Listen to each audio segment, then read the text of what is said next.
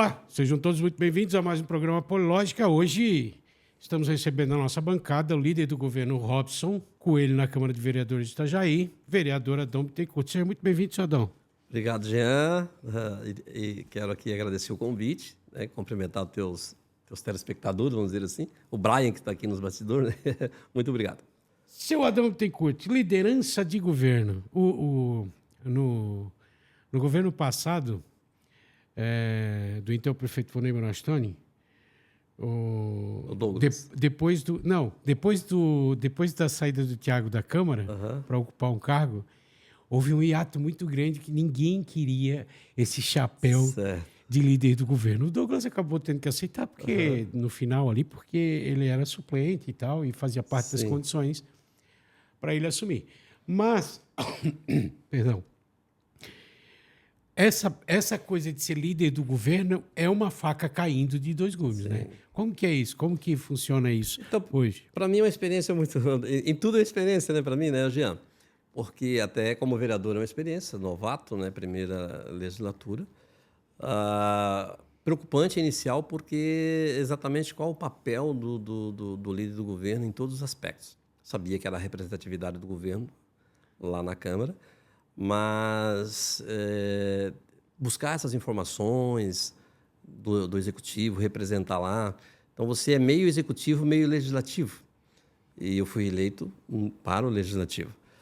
Porém, assim, tem sido muito até prazeroso para mim, porque tem trazido uma bagagem muito grande do conhecimento do próprio executivo, porque a minha mente ela sempre funciona como a maior parte executiva, tá, Jean? Apesar de eu ter me candidatado ao legislativo por questões de formação política, que, lógico, por lógica, por estrutura e análise, eu via que eu era menor do que o Robson e o Rubens, então não tinha como eu ser um candidato ao executivo. Mas a minha mente ela funciona mais no executivo do que no legislativo. Então, isso para mim tem sido até prazeroso por ter esse contato com a administração pública que eu nunca tive. Mas tu tem origem no legislativo antes com assessoria, não tem? Com assessoria, sim. Eu sou assessor da deputada Ana Campanholo. Tá? Assessoria parlamentar? Parlamentar. Então, eu trabalhei com ela um período do final do primeiro mandato, né? Um pouquinho depois do meado do primeiro mandato, já próximo do segundo mandato. E fiquei, então, até meios do segundo mandato. Então, tenho um pouco dessa visão legislativa. Mas a cabeça ela sempre funciona pensando no bem-estar do cidadão como executor. Poxa, qual é o melhor fluxo do trânsito? Atendimento lá na saúde. A escola, como é que está funcionando? Então, a gente cria leis e trabalha em cima do projeto de leis porque a gente está no legislativo e tem... O executivo também pode fazer, lógico, né? Tem que mandar para ser aprovado na Câmara, mas a minha cabeça funciona mais no executivo do que no legislativo. E eu não posso reclamar que o Robson e o Rubens, mas principalmente o Robson, tem dado um suporte muito bom para o vereador lá como líder do governo. Até foi uma sugestão minha, tá? Um assessor meu, a gente conversou como a gente melhorar. Ele disse, olha, lembra que a LESC ela tem um gabinete do governador dentro da LESC. Então, tem um representante dentro da LESC que faz esse meio campo. Não é um deputado. Apesar de ser líder do governo, quem faz esse trâmite é Na prefeitura tem também um secretário executivo. Mas ele não está lá dentro da Câmara. Ah, certo. Entendeu, né? Gabinete lá. Não tem um gabinete lá. Então, aí eu procurei tanto o prefeito quanto o vice, falei para eles a proposta, e aí eles têm me auxiliado nesse aspecto. Nós não temos um dentro da Câmara, mas eles me auxiliam, tá? Tanto um gabinete quanto o outro me auxiliam nas informações para eu poder responder pelo executivo lá. Hoje a base é formada por quantos vereadores? Assim, hoje dá em média de 12, às vezes, depende da pauta. Por isso que eu estava tentando achar a palavra. Isso, dependendo da pauta, se havia variáveis ou não. Existe. Contando as variáveis. Então, assim, 6 são fato do Partido PL, Liberal. do partido, tá? E 3 da coligação, são 9. São 9 que mesmo assim ainda tem algumas pautas que os 9 às vezes discutem, não há um desconforto assim grande, mas há uma discussão dentro da base, normal, natural, ok? Mas assim, a própria oposição tem sido assim muito flexível no debate. Tem oposição? Tem oposição no sentido das pautas e o formato de administração. Não é oposição só por oposição. É disso que eu estou te falando. Sim. Tipo, vamos pegar a Hilda, ela é mais ideológica. Sim. O Bruno, ele é mais administrativo. Então, a Hilda vai bater nas pautas ideológicas que ela não concorda em que tem um governo de direita lá governando e tal, ela vai tentar, né? Vamos dizer assim, desgastar o governo naquele aspecto. O Bruno é a mesma coisa. Mas não é apenas um debate só por debater, xingar só por xingar. Então, eles têm sido assim, muito educados, muito respeitosos. Como a gente também, eu principalmente como líder do governo, tenho também essa consideração por eles, porque somos parceiros ali no sentido de sermos vereadores, né? Estamos na mesma casa. Então, existe esse respeito mútuo.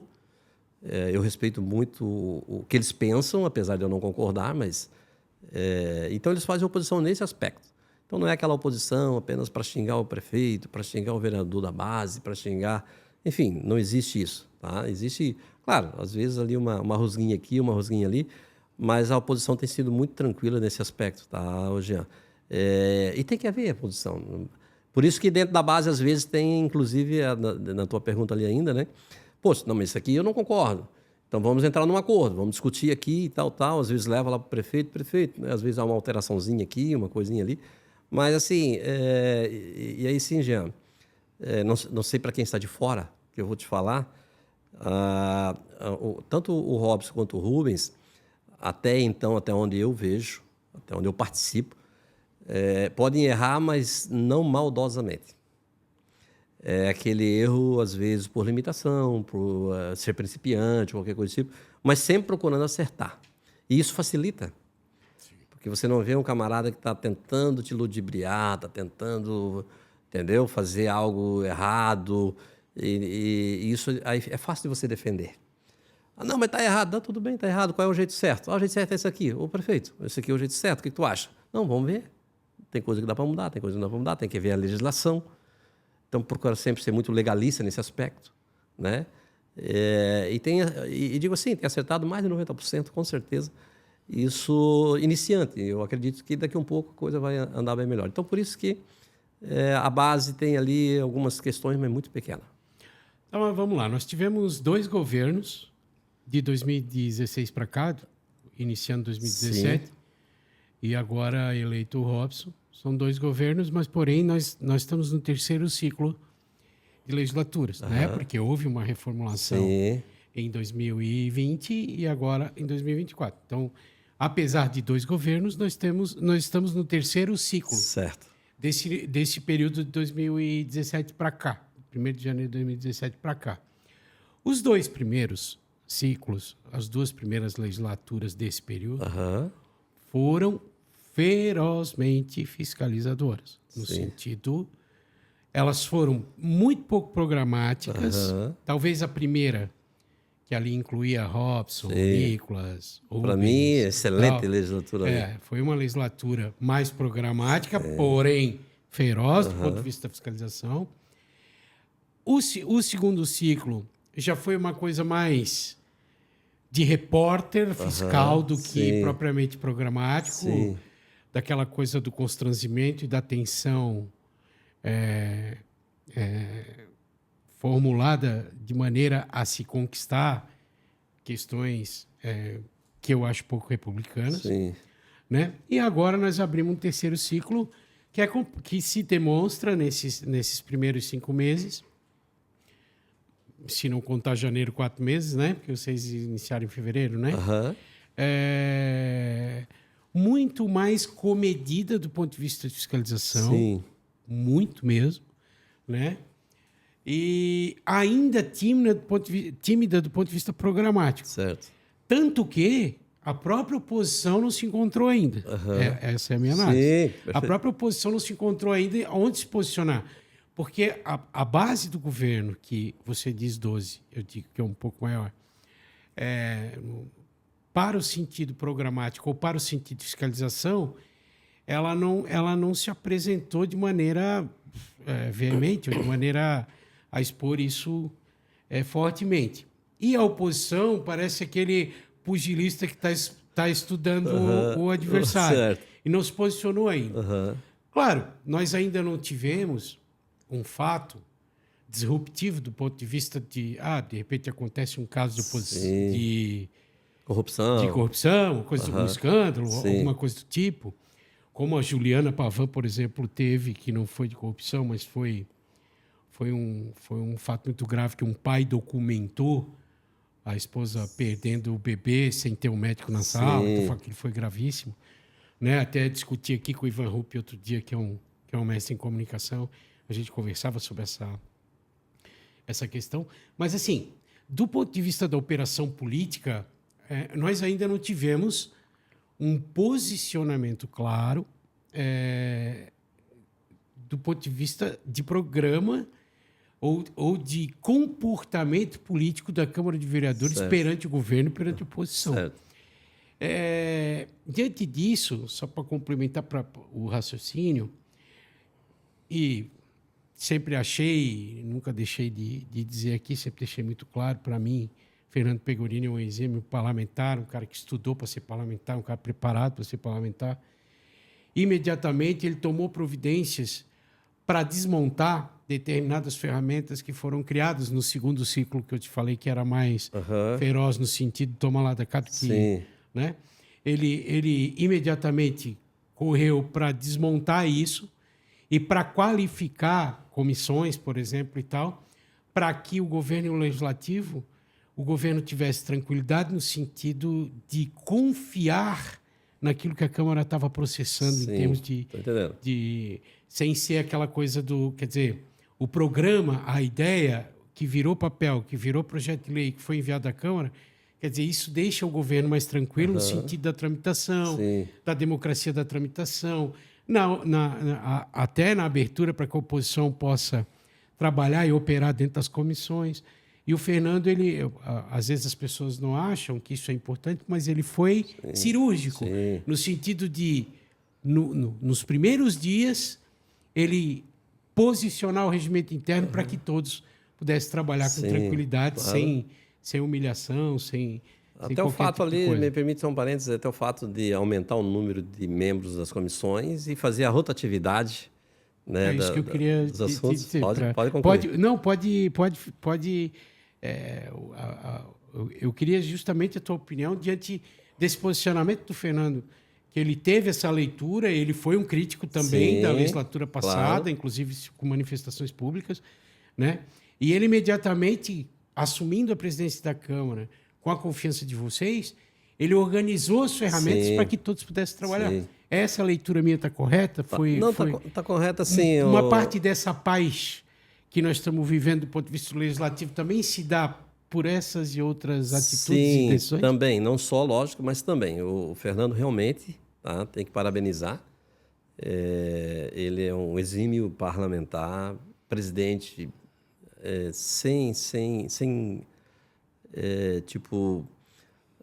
algo a se acrescentar. Tá? Realmente tem sido muito democrático, inclusive com a própria oposição, sempre dando mérito, dando as partes iguais, sem favoritismo, mediando os debates na própria sessão, muito tranquilo, nas comissões, muito tranquilo.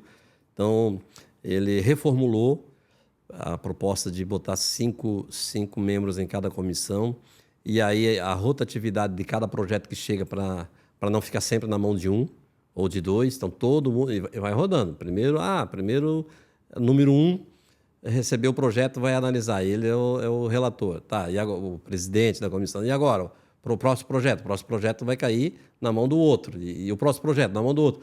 Então, só o sexto que vai cair na mão do primeiro para... Então, assim, muito bom a forma dele administrar. Ele aumentou as relatorias também? Aumentou. Né? Mas, por outro lado, o que tem ajudado muito, o próprio Executivo tem ajudado o Legislativo nesse aspecto. o legislativo, por exemplo, vai lá um projeto de urgência. Como ontem, por exemplo, projeto de urgência lá sobre a votação de urgência sobre a Ocean Race. Então, vai para lá. Ontem teve o vice, mas é comum o Robson estar lá com o secretário da pasta. Então, ontem teve o vice com o secretário Ronaldo do Turismo para lá explicar, né, como é que ia funcionar o aporte financeiro, de onde é que está vindo o dinheiro, como que vai ser administrado esse dinheiro e tal. Então, com essa transparência, se colocando à disposição da oposição para a oposição fazer as perguntas para esclarecer, isso já ajuda muito para não ir nem para debate na hora da votação, porque já foi esclarecido. Então, ele já entendeu como é que funciona. Entendeu? Claro, chega lá, se não concordou, vai chegar lá e vai dizer, não concordo com isso, foi a casa dos professores ali, por exemplo, né?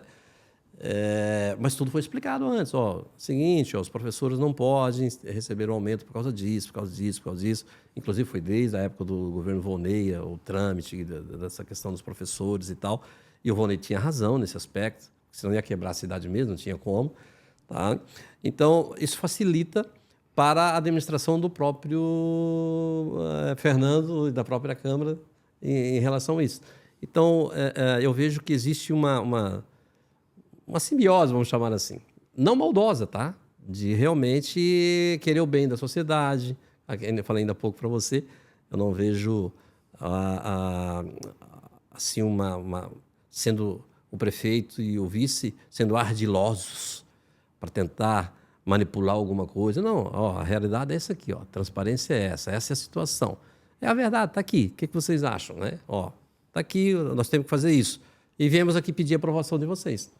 Então, não, eu não concordo por causa disso. E aí, às vezes, entra o da situação. Não, mas isso aí eu acho que não é legal, acho que, né, deveria ser assim e tal, é discutido. Não, mas por causa disso, por causa da Procuradoria diz isso. Então, lá o jurídico, por causa vai ter uma consequência assim. Então, isso tem ajudado bastante. Tá? Não, mas essa ausência da discussão, porque o que tu está falando é o seguinte, o prefeito tem se colocado à disposição, tem comparecido à Câmara de Vereadores, Sim. Tem discutido com todos os vereadores, mas no plenarinho. Isso. E no plenário? Como é que fica a discussão? Não, mas aí o plenário, porque justamente quando vai para o plenário, porque ele vai antes de ir para o plenário Não, mas daí vai discutido? Vai mastigado? Já vai mastigado pelo fato de que a oposição que vai bater no governo já tem a informação. Então, se ele é contra a informação do governo, ele vai bater. Eu falei para a questão dos professores, que eu falei, dei o exemplo, foi exatamente o que mais deu embate. Deu polêmica. Deu polêmica. Tá? Vão lá, vão bater e tal, vão mostrar, mas o governo já mostrou o porquê. E aí nós da situação já sabemos. E nisso, voltando ali à questão do Fernando, ele tem conseguido mostrar, pessoal, o governo está certo por causa disso daqui, por causa disso daqui, por causa disso daqui. Ele tem feito as justificativas, inclusive, no próprio plenário. Pessoal, a gente está votando urgência. No caso, ontem a gente votou a urgência. Por que votamos a urgência? Ele está explicando. Por que a urgência? Por que a Câmara está aceitando a urgência? E explica.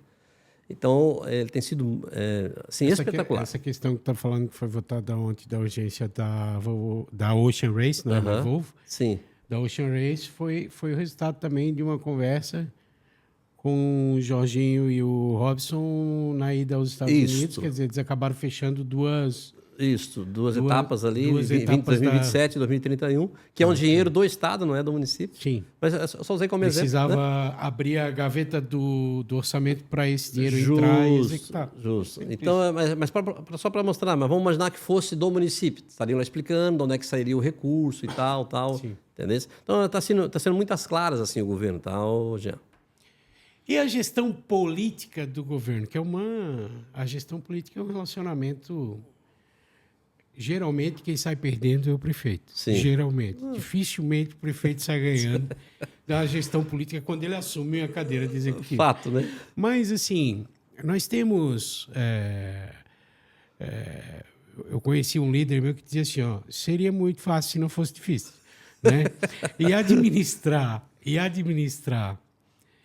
ego, vaidade e com muita justiça, às vezes, projetos políticos bons, que estão sendo construídos com base, com isso, com aquilo, é muito difícil. O Robson hoje, ele, como todos os prefeitos, ele não é sorteado por isso, não é e todos os prefeitos passam por isso, quer dizer, numa cidade estratégica como Itajaí, né? Uma cidade polo em Santa Catarina, de uma importância absurda para Santa Catarina.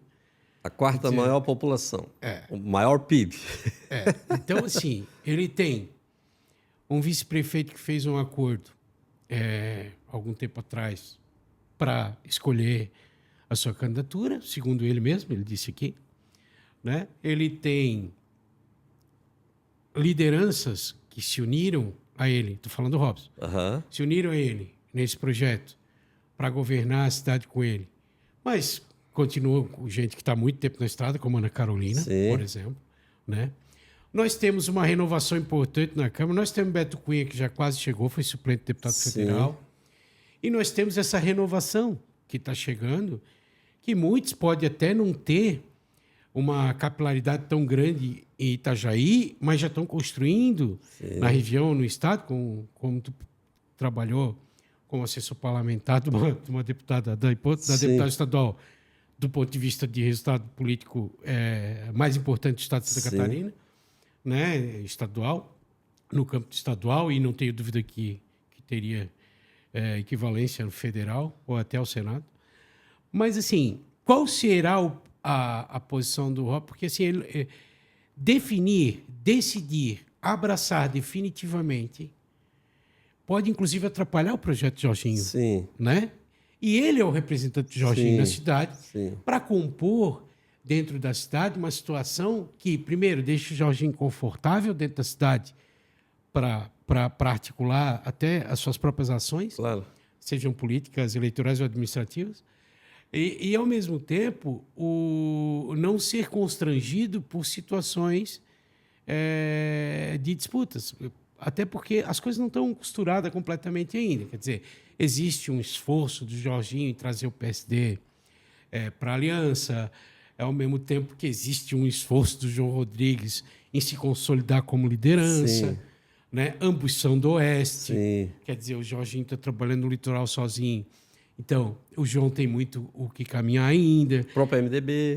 Mas quando a gente conversava aqui em off, eu dizia para ti assim, quer dizer, não é por ser só Santa Catarina, mas a direita está se articulando no sentido de se opor. Um projeto se opondo ao outro hoje. Quer dizer, um projeto mais alinhado com o bolsonarismo, outro projeto mais alinhado com a direita, antibolsonarista ou que resiste ao bolsonarismo. Então, assim, como que o Robson, vocês já tiveram essa conversa, porque vocês são o grupo político do Robson, né? E do mesmo partido que o Robson. Quer dizer, do ponto de vista da gestão política do prefeito, com tudo equilibrado, com tudo harmônico, como está funcionando até aqui, há perigo de rupturas, há diálogo, as coisas estão avançando no sentido de haver consenso para uma chapa de governo, do governo Robson, representando o governo Robson, para ajudar o Jorginho Melo e ajudar Itajaí na busca da reeleição do governador, dos senadores do Partido Liberal, dos deputados e por aí vai? Entendi, Jean. Olha só, o risco sempre ocorre.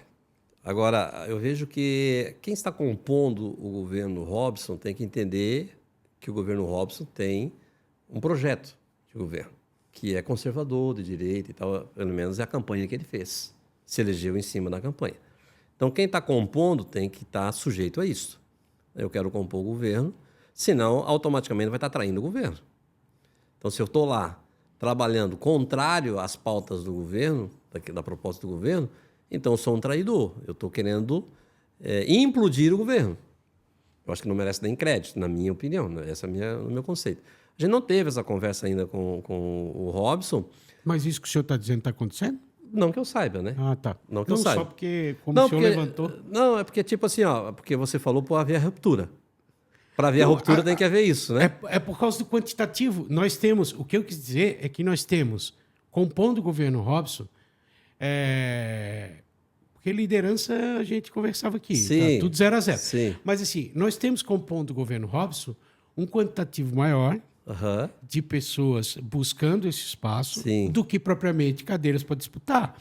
E uma decisão que o prefeito tomar pode influenciar na eleição, na reeleição do governo Jorginho, porque nós somos um número importante uma cidade importante, e, ao mesmo tempo, constranger o governo no sentido de gestão. Eu ia chegar lá. Ah, tá. Inclusive, ia falar, e não tem nenhum problema eu falar aqui, da própria Ana Carolina Martins, que é um potencial eleitoral em Itajaí.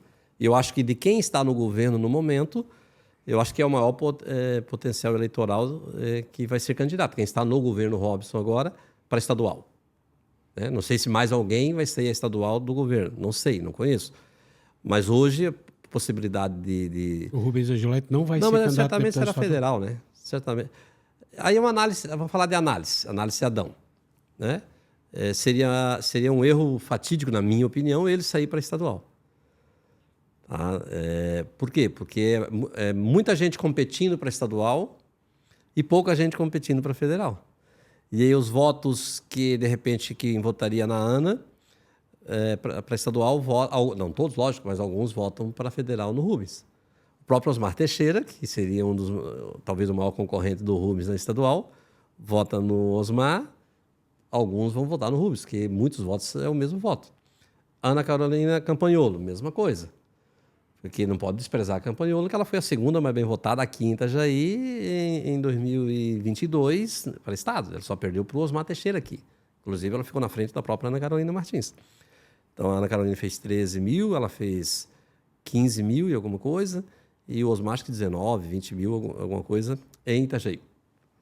São os mais bem votados dos três. Mas aí nós temos Dedé, que com certeza vai vir, né? O próprio Mostelinho. Que o Dedé vai vir? Porque, aliás, eu só não acho que ele pode, que eu acho que ele deve. Eu acho que o Dedé deve vir estadual, porque o espectro político que ele defende, a carreira política dele, se não for ele dentro daquele espectro, dentro do partido dele, quem seria? Eu acho que o nome mais forte é o próprio Dedé, é uma questão lógica. Né? Eu acho que, para ele se quiser se manter vivo na política, ele tem que ser candidato, porque senão vai ficar no esquecimento. Tem que ficar no cenário. Entende? Ter contato com a população. É o que eu faria, né? Tá, mas essa conversa ainda não aconteceu no âmbito de governo e Partido Liberal? Não, que eu tenha participado, e eu acredito que eu deveria ter participado, claro, se acontecesse. Lógico. Então, assim, voltando ali a Ana. Mesmo assim, eu não acredito que a Ana vai haver um rompimento com... Eu acho que a Ana ela é inteligente o suficiente para não ficar batendo no governo Jorginho, se ela não for base do governo Jorginho estadual. Eu acho que ela tem que ser inteligente para fazer o trabalho dela, fazer a campanha dela. E, por quê? Porque ela é do governo municipal base e não é do governo estadual base, sendo que o Podemos e o PSD vão se unir, né?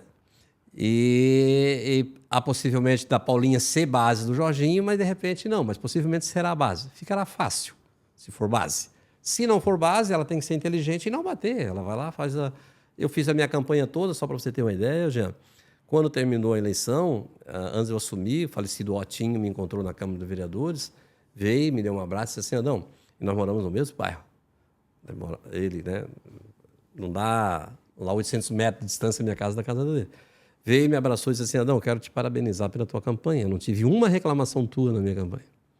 Porque eu não fiz uma campanha em cima do demérito dos outros. Tu tá entendendo? Então, eu não tive problema nenhum na minha eleição.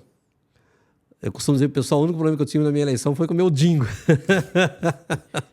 Porque eu não fiz uma campanha em demérito dos outros candidatos. Eu fiz uma campanha nos meus méritos.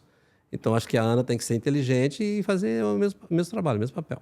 Então, Adão, mas quando a gente falava lá atrás dessa questão dos partidos e do controle das instâncias superiores dos partidos, as candidaturas para baixo, as próprias circunstâncias em que foram levados o PSDB, Cidadania e tudo mais, para novas composições, quer dizer, a coisa está se construindo no sentido de... Eu vejo de cima para baixo, assim, a busca de um distensionamento e de um... Porque, assim, aquilo que a gente falava em off aqui, quer dizer, a direita avançou muito. Certo. Né? E continua avançando. E como no mercado, chega o momento de realizar lucro, vamos dizer assim, certo, de tudo que foi construído. Né? Se tu pegar desde 2014 ou 2016, até agora, quer dizer, a direita politizou. Na verdade, ela nasceu ali, né? Não, mas ela muito embrionária ainda, mas... Só que ela apareceu. surgiu politizando, sim. construindo, organizando, Sim. fazendo justamente o contrário do que a esquerda fez. O governo Lula levou todos os líderes sociais, comunitários e tudo para carrão e cargo e tal, e acabou com as bases. Então, o PT hoje está realizando o prejuízo e eu acho que a direita vai começar a realizar o lucro agora, olhando se fosse um mercado. Entendi. Eu acho que a direita vai avançar nesse sentido. E eu sinto que daí tem essa aliança de centro-direita, centro-direita e tal. Eu sinto que estão preparando o cenário para o discurso do distensionamento, da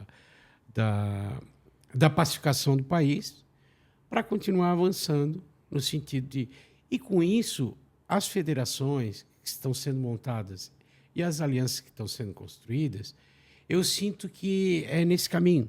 Assim, eu acho que, sem Bolsonaro, se não tiver Bolsonaro, na disputa do ano que vem, haverá, mesmo que Lula dispute, mas haverá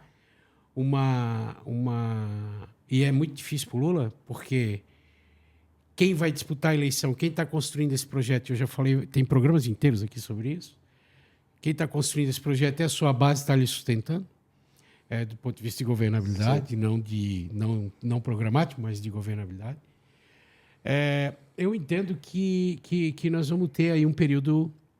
Agora, o que nós vivemos em Itajaí hoje, eu acho que nós vamos viver no Brasil a partir do ano que vem, porque vai ser um 0-0 de liderança de novo. Quer dizer, nós não teremos mais Bolsonaro, talvez não tenhamos mais Lula, não tenhamos mais Fernando Henrique, nós estamos saindo de uma safra, porém que não construíram sucessores à altura.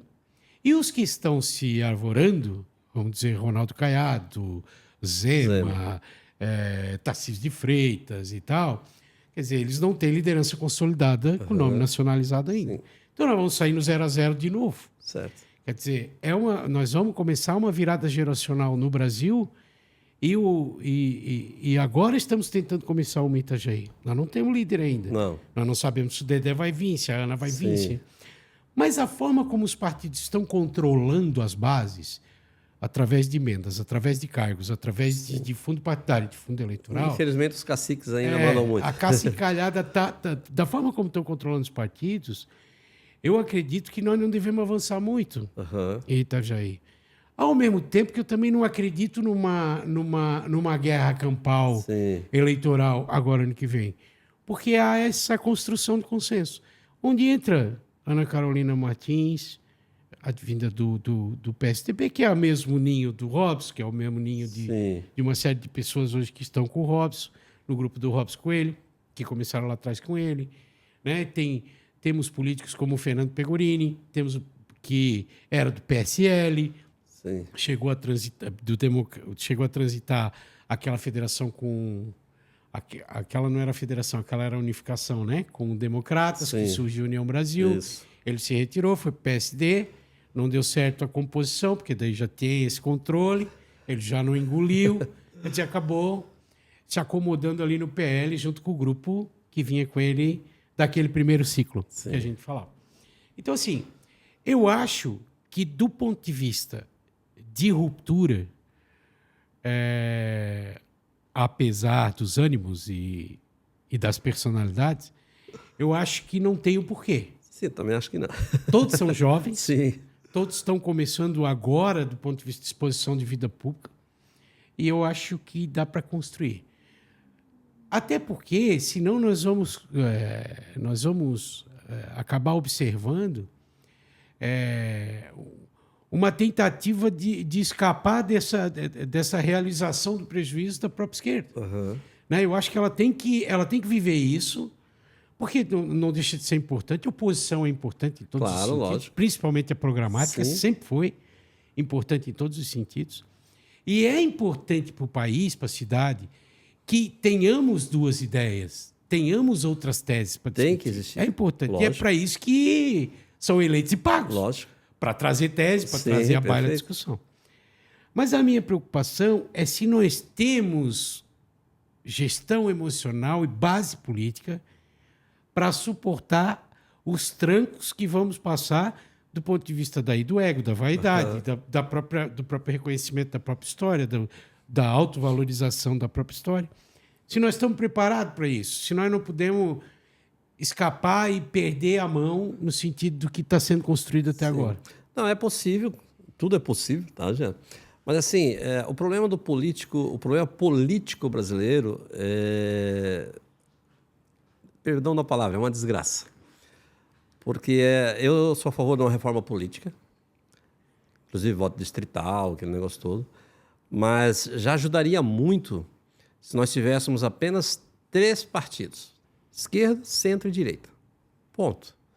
Porque hoje você tem pessoas conservadoras que não acham espaço no partido de direita. Vamos falar do PL. Poxa, o PL, com a reforma política, que a reforma que já teve, ela já tá ajudando. Essa questão da federalização, é obrigado a federalizar ou até unir, porque por causa agora me falhou o termo lá, onde não se alcança o quociente. Não. Quando você tem um número suficiente de deputados e tal. Esqueci o termo agora. Tá? Então, obrigado a extinguir o partido. Vem na ponta da língua. Cláusula de barreira. De desempenho. Cláusula de barreira, obrigado. Aí, devido à cláusula de barreira, já tem diminuído muitos partidos.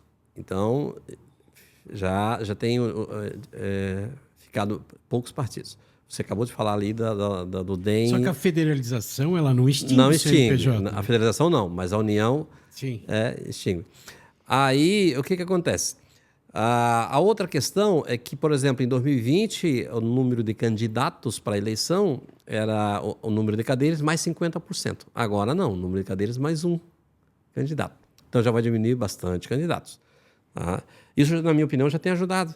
Dificulta para alguns, mas para outros tem melhorado. Porque dá menos gasto financeiro, porque menos candidato, aquele negócio todo.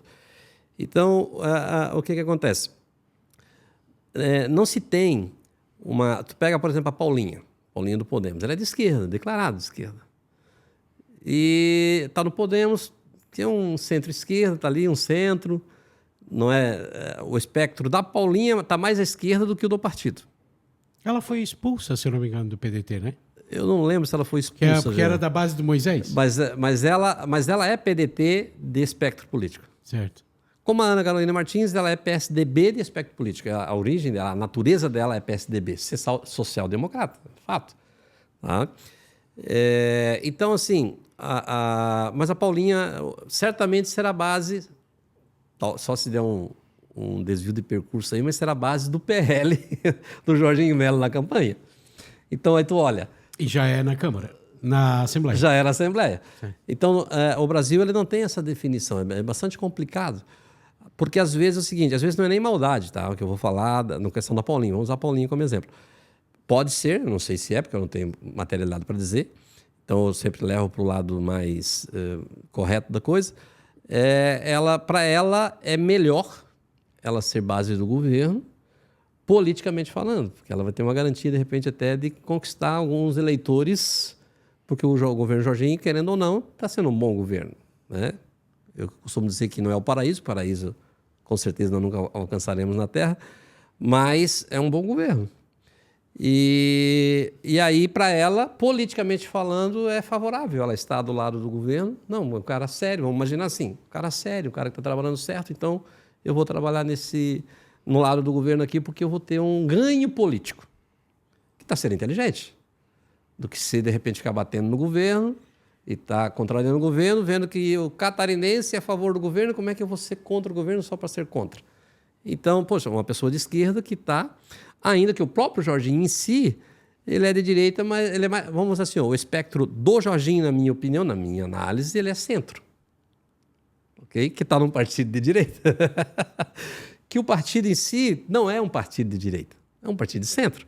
Que as pessoas, como o próprio Bolsonaro, têm levado as pessoas de direita para o partido. Então, perceba que tem toda essa miscelândia. Bolsonaro tem origem no progressista. Entende? Símbolo do centrão. Entendeu como é que é? Então, assim, nós estamos em construção. Por isso essa miscelândia, que não tem como hoje definir, partido, e aí tem aquela fusão de um partido com aquele e tal. Então, estamos em construção. Essa é a minha visão, tá, Jean? Nós estamos numa construção política, porque não existia direita. Tá? Até 2014 não existia direita. Ela começou a se formar. Então, ainda os próprios direitistas, ainda dentro da própria direita, tem vários espectros, que é uma coisa errada. Quer ver? Vou dar um exemplo para ti. Mas é normal essas correntes, né? É normal. A minha análise. O pessoal diz assim, mas o cara é extrema-direita. Se você fizer uma análise fria, o que a direita prega em relação ao Estado? Quanto menor o Estado, melhor. O que a esquerda prega em relação ao Estado? Quanto maior o Estado, melhor. Então, quanto mais eu for para a direita, mais anarcocapitalista eu sou. Porque menos Estado. Quanto mais eu for para a direita, menos Estado. Quanto mais mas é direitista, mas é um Estado forte. Então, ele está para o centro, para a esquerda, e não para a direita. Então, o extrema-direita é o cara que não quer Estado. E se tem essa visão errada em relação... Não, o cara lá... o Hitler era de extrema-direita porque era conservador. Não, mas o Hitler ele não era um Estado forte? Era. Então ele está para a esquerda e não para a direita. Então veja como não está definido ainda o que realmente é direita e esquerda no espectro político. Tem muita discussão. Tem. E nós já comemos aqui um tempo. Eu quero ainda perguntar para o senhor algumas coisas aqui. Pode ficar à vontade. Mas assim, eu só queria, para a gente finalizar essa questão, que o senhor acabou não me respondendo, é o seguinte, o posicionamento do Robson, como o líder do governo... Eu acho que eu não completei. O Robson na gestão dessas tensões, no sentido das candidaturas para 2026? Acho que eu não completei. Quando eu disse que eu acho que se a Ana ela vai ser candidata, e eu acho que não tem problema dela ser candidata, não haverá problema para o governo municipal, porque eu até acho que ela vai ser um apoio do governo do Jorginho ainda, tá? Mesmo que não fosse, então vamos deixar mais explicado, mesmo que elas...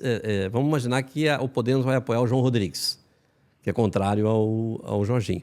Se a Ana for inteligente, voltando lá, se ela for inteligente, ela vai trabalhar para o João Rodrigues, fazer a campanha dela e não vai bater no governo do Jorginho. Não vai haver esse tensionamento com o governo municipal. Eu acho que não. O que o líder do governo vai fazer? Né?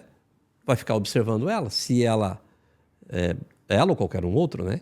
Ficar batendo no governo Jorginho, aí vai criar o desconforto. Eu acho que daí sim o Robson vai ter que... Mas a gente só vai descobrir isso depois, gente. Não tem como saber antes.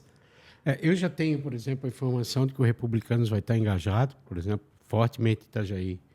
Eu tive numa uma reunião semana passada, onde encontrei com o deputado federal Jorge Guedes. Certo. Onde ele deixou muito claro para todo mundo que estava presente que a candidatura do Jorginho é prioridade na base de Itajaí, porque eram pessoas da base de Itajaí. Sim.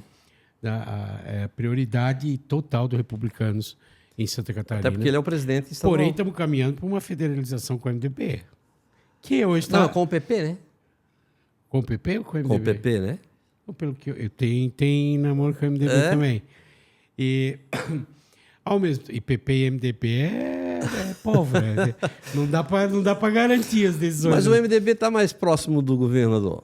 Do Jorginho. Do Jorginho. Sim. Então, se houver também, tá? Aí só ajuda o governo municipal. O Jorginho saiu na frente quando o PSD e PL passaram a discutir o governo sem colocar na conta MDB e PP. Sim.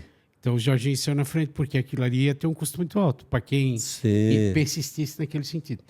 Mas vamos lá, seu Adão. Então o Robson vai ter... Eu acho que vai ser tranquilo.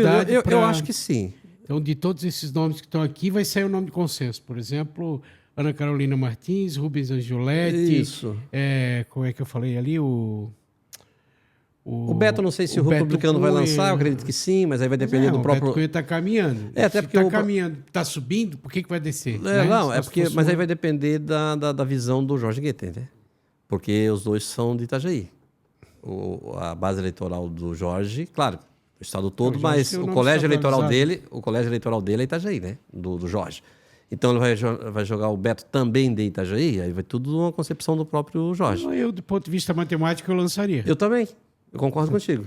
Eu concordo Porque ajuda contigo. mais na... Ajuda, concordo plenamente. Mas a quantidade de votos que o Jorge pode ter em Itajaí em relação ao Beto, o Beto soma mais na agenda do que... Então, mas aí, claro, aí a visão minha e tua não é dele. Eu também, mas ele não é burro, não. Ele sabe fazer sim, conta. justo. Mas aí tu vê que todos os que você citou até agora são base do governo e possivelmente... Desculpa se eu esqueci alguém. Não, assim, é o mas que a gente está vendo é que assim, não sei do governo quem... Eu vou falar em termos de potencial e quem já foi candidato. Não estou dizendo que existe conversa... E dessa nova safra do PL mais alinhada, inclusive com as agendas federais, não tem ninguém... É isso que eu ia falar agora. É isso que eu ia falar agora. De potencial. Eu vejo o Pedrão com potencial de ser candidato, tá? Até por causa da Celesc. O próprio Fernando Pegorini também. O próprio Fernando. E o Vitor Nascimento, que já foi candidato. Então são pessoas... Estadual ou federal? Estadual, né? Estadual. Porque ele já foi candidato a deputado estadual. E o Pedrão nunca foi, mas eu vejo pela capilaridade dele. Um cara centrado, um cara maduro. E a Celesc no estado todo. Então imagina que toda a equipe da Celesc, que eu acho que são 11 ou 12 grupos no estado, compraram a ideia de apoiar o Pedrão. Eu acho que ele sai forte. Tem tabuleiro para jogar? Tem. Então, assim, mais alguém, não lembro agora de mais alguém do governo que poderia ser candidato. Não lembro agora, assim, de mente. Acho que são esses nomes aí, tá? A Ana, Pedrão, o Vitor, o Angelete Federal, tá? Eu acho que fica... E o Beto. O Maurílio, acho que não. Aí só se o PP resolver. Pegorini, né? O Pegorini. Mas é que daí fica muito PL. Por isso que eu digo assim, eu acho que Ana Campanholo, PL. Ok? A nominata vai compor quantos? São 41. É 41. 41 candidatos. Porque aí só de Itajaí, imagina. Pedrão, Ana Carolina Campanholo, E Vitor federal Nascimento. é pior ainda, né? Porque daí seria... Aumentou as cadeiras agora, né? Não, só aumenta a partir de 2030, né? Eu acho que sim. Aquela PEC do Cajuru lá. Isso. Então... Aí seria 15. 16, eu acho, se eu não estou 16. equivocado. Eu não, 16 ou não li 17. as atualizações aí. Mas mesmo assim... Mas aí que está. Quem é do PL em Itajaí Federal? Não tem. Senão o Rubens. Não tem do PL, mas sim, saiu do PL, mas é do PL, republicanos, o Jorge, né? Eu conheci o Jorge, era do PR, que virou PL. Não, tudo bem, Jorge mas não, estamos falando do PL, né? Entendeu? Então, eu acho que o PL tem que lançar. Tudo bem que o Jorge tem lá a sua capilaridade, mas está republicano. Mas eu vi lá, por exemplo, pré-candidatura de Marcelo Werner. Estadual. Isso. E pré-candidatura do Thiago também. Morastone. Então, por isso que o Rubens não pode ser estadual. Se tu começa a somar, a gente acha, se a gente pensar um pouquinho aqui, vai ter 10. Aí tu vai PSD, aí tem o Osmar, deve ter... Isso, tu vai arrumar 10 aqui rapidinho no estadual. Federal tu já começa a estar... Isso de Itajaí, né? Nós estamos falando que vem de fora buscar. Isso. Não, mas Itajaí nós temos aí o quê? O Chiodini, o Jorge e o Rubens. Então, por isso que eu acho que o Rubens tem que ser federal, a minha análise. Né? E aí teria o Dedé do União naquela federação. Sim. É isso aí. Vamos ver como é que vai se desenrolar. Adão, para a gente ir já caminhando para o final, eu queria te fazer uma pergunta aqui. Eu tenho acompanhado aqui um projeto de lei complementar e 3 ordinários. Certo. Rapidamente, para a gente, só para esclarecer para a população, porque como tu também é vereador, não é só líder, não é só... Sim. Também tem o seu trabalho de vereador para mostrar para a população. E até, me permita um parênteses, até que você falou da questão de fiscalização lá atrás, tu lembra, falasse lá, né? A gente não faz muita mídia em relação a isso, Jean, mas eu tenho uma agenda muito intensa em visita em instituições públicas, UBS, escolas, creches. Eu acompanho. Tá?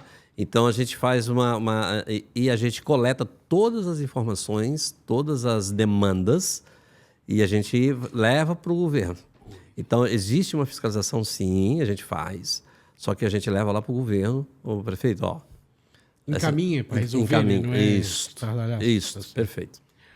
Então, nós temos aqui, vamos começar pelo complementar, que é único aqui. O primeiro ali é sobre o... Membro do Conselho Tutelar. Membro do Conselho Tutelar, perfeito. O senhor, qual que é a ideia? Para a população entender, isso. O senhor quer dar a oportunidade aos membros do Conselho Tutelar, eleitos pela população, certo, através da lei da lei da criança e adolescente ali, Isso. Né? O senhor quer dar a oportunidade que eles tenham um segundo vínculo. Desde que cumpra o seu horário de trabalho no conselho. Fora do seu horário de trabalho do conselho, ele tem a possibilidade de ter um outro trabalho. A nossa legislação ela só permite 2 vínculos em 2 situações: médico e professor, se não me engano.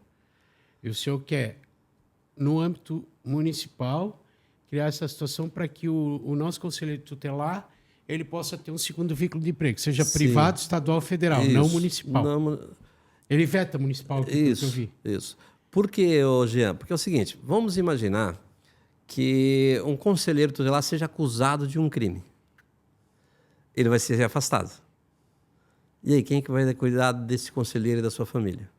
Como? Imagine que eu seja um conselheiro tutelar e alguém me acusa de pedofilia. Lógico que eu vou ser afastado imediatamente.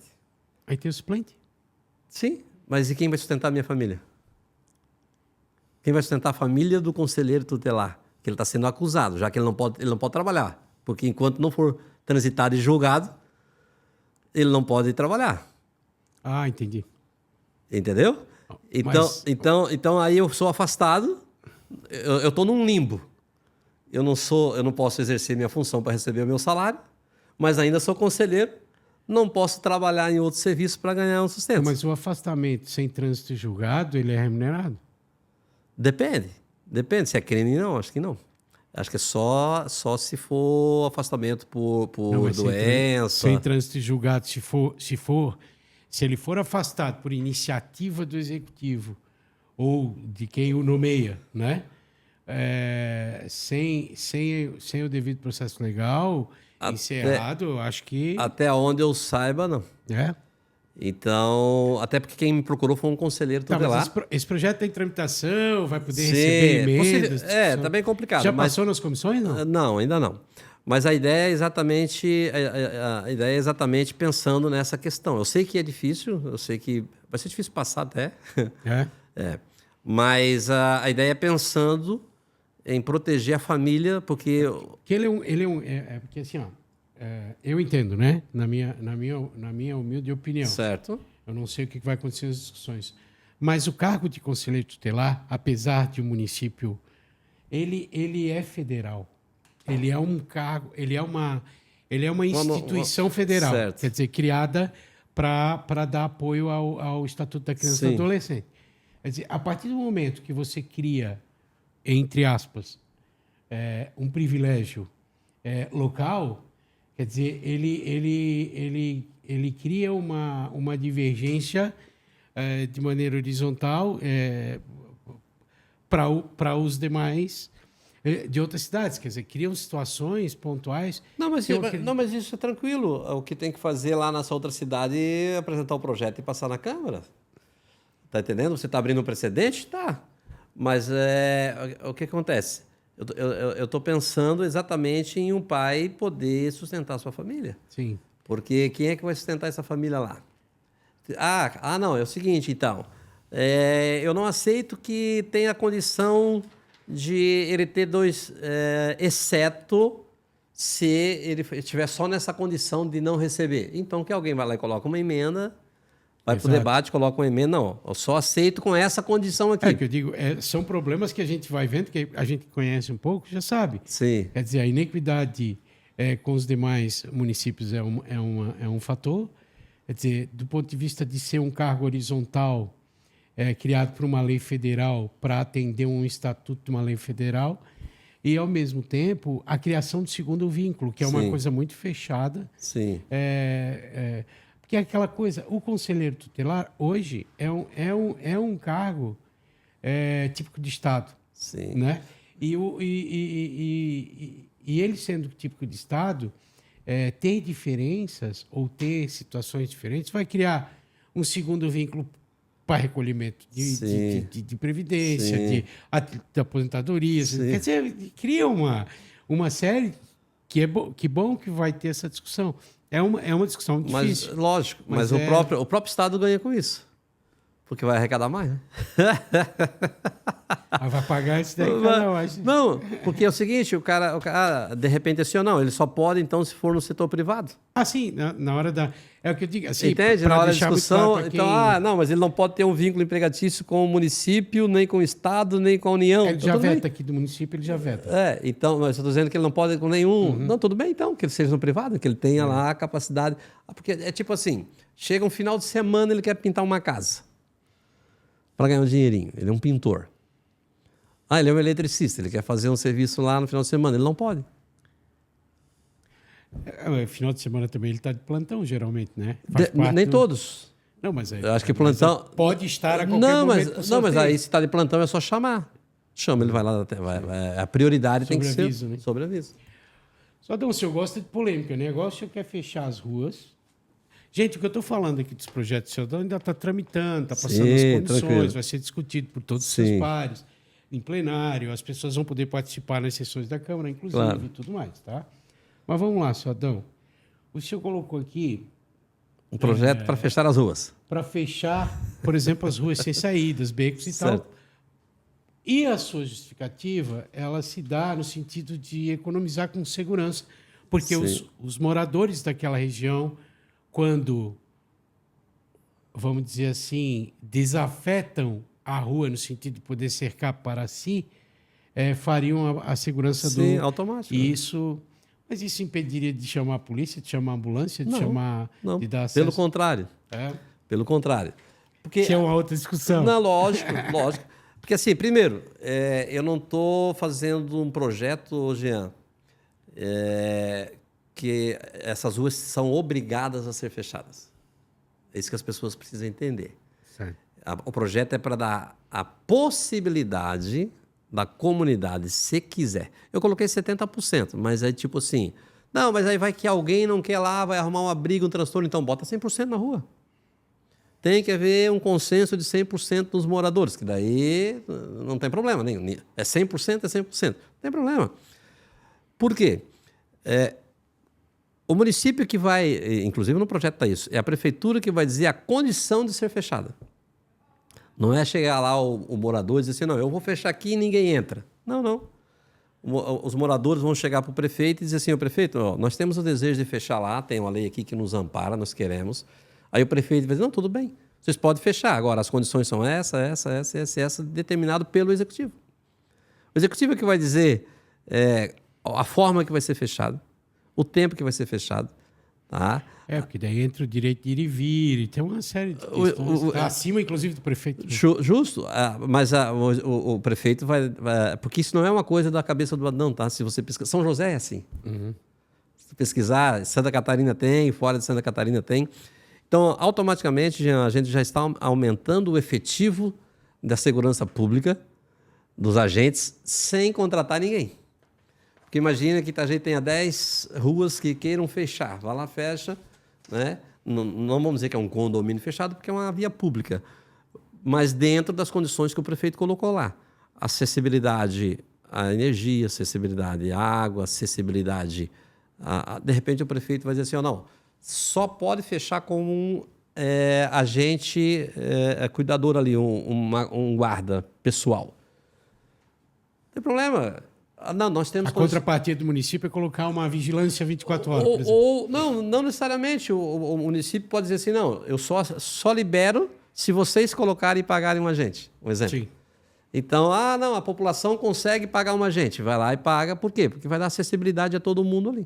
Entende? Então, é uma questão assim, Jean, a ser discutido, tá? E pensando justamente na segurança. Porque o que a população hoje que tem condições está procurando? Não são os condomínios fechados? É uma questão de lógica. Mas com as ruas próprias, né? Não públicas. Não, mas a rua pública ali, a rua é pública, mas por que você vai entrar numa rua sem saída? Para visitar alguém? Para fazer uma volta, para esperar alguém sem ficar atrapalhando o trânsito na via rápida. Uma série de... por isso que eu digo, o direito de ir e vir, ele não condiciona. Né? Não, aí que o prefeito pode dizer assim, não, tudo bem, essa rua aqui tu não pode fechar por causa que não tem onde estacionar, que tem uma via rápida e tal, pronto. O prefeito vai definir isso. Então não deu lá, por isso que está condicionando ao executivo. Certo. O executivo é que vai dar o trâmite final. Então, você... Qual é o status desse projeto? Ele está tramitando as comissões ainda? Ele está na CCJ embargado. Na briga. Está na briga da CCJ. Está havendo a discussão dos relatores ainda. Está na discussão. Certo. Legal. Depois nós temos os outros aqui para nós caminhar. Vamos tentar. No final. Mais. Proíbe o 106/2025, que é uma lei ordinária, proíbe a utilização de verba pública no âmbito do município em eventos, publicações, produções e serviços que promovam de forma direta ou indireta a sexualização de crianças e adolescentes. Estabelece penalidades e determina regras de fiscalização. O senhor quer fazer um resumo para nós? Esse também está tramitando ainda? Está tramitando, tá. Esse ainda não teve nenhuma discussão ainda, tá? A ideia é o seguinte, o Estado no geral, mas vamos falar do município, ele não aportar nenhuma verba que venha trazer qualquer tipo de sexualização para crianças e adolescentes, porque isso está lá no ECA. Salvo engano, é o artigo 227, tá, do ECA, que vai dizer que não pode. Então, se não pode, por que eu vou financiar?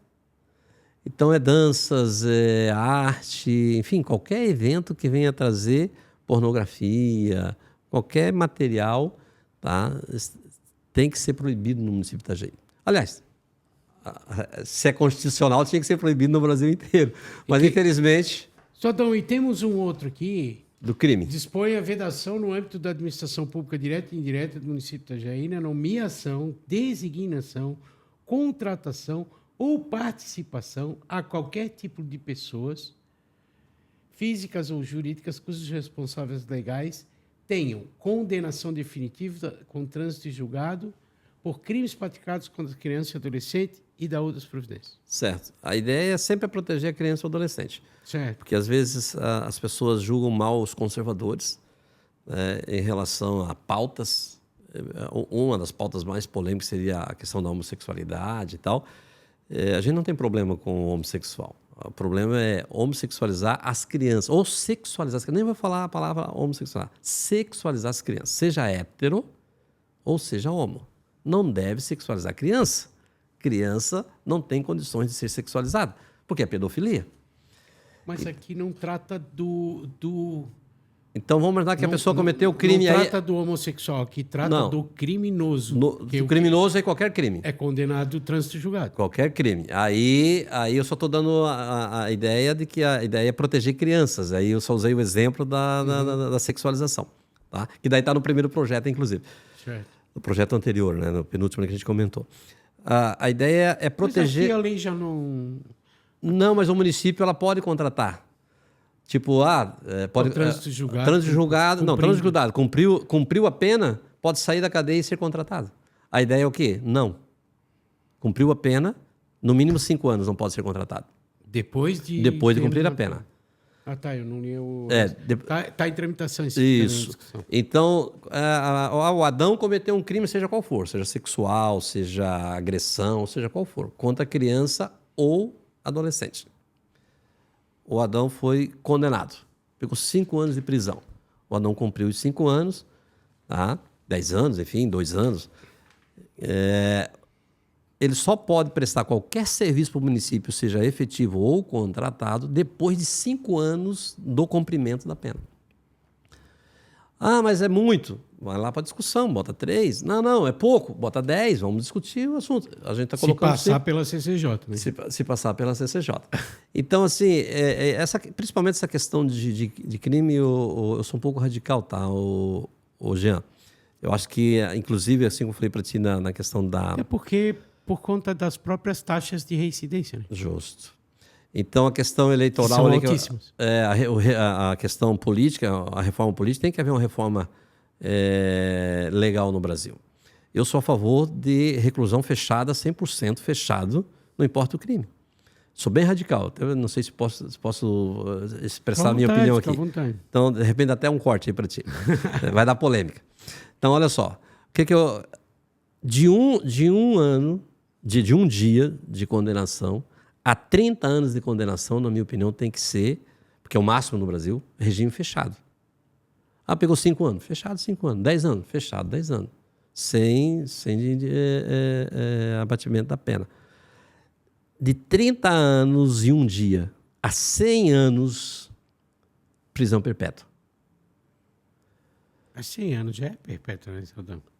Mas aquele menino lá, o Cabral, pegou 400 anos e está solto. Ah, tá.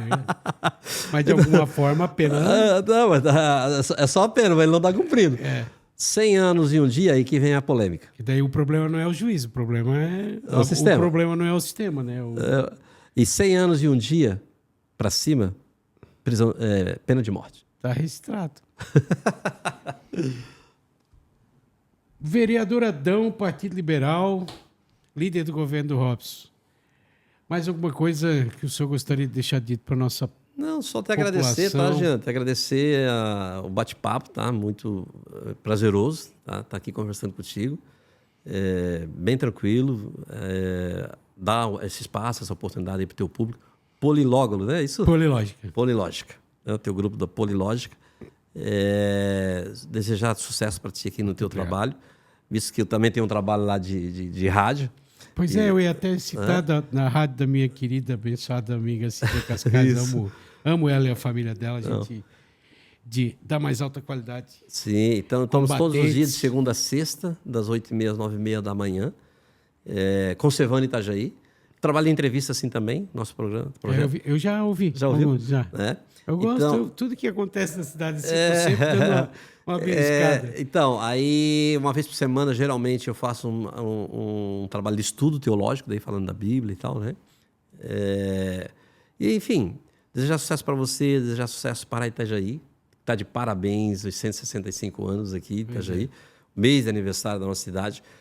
Não sou itajaiense, já é mais de nascimento, mas adotei Itajaí como minha terra natal.